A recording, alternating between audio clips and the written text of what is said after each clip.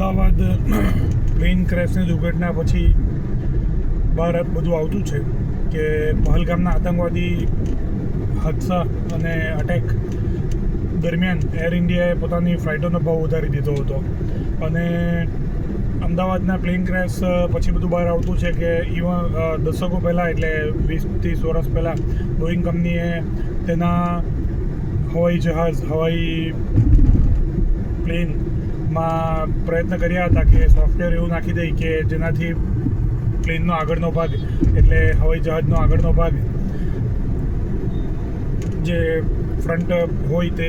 ઉપર નીચે થવાની જગ્યાએ સીધું રહે અને આની માહિતી વિમાન ચાલક એટલે પાયલોટને પણ ના આપી હતી અને આની માહિતીનું પાયલોટની ટ્રેનિંગ એટલે વિમાન ચાલકની ટ્રેનિંગમાં પણ નાખવામાં આવ્યું ના હતું. તો વિચાર કરો તમે કેટલો મોટો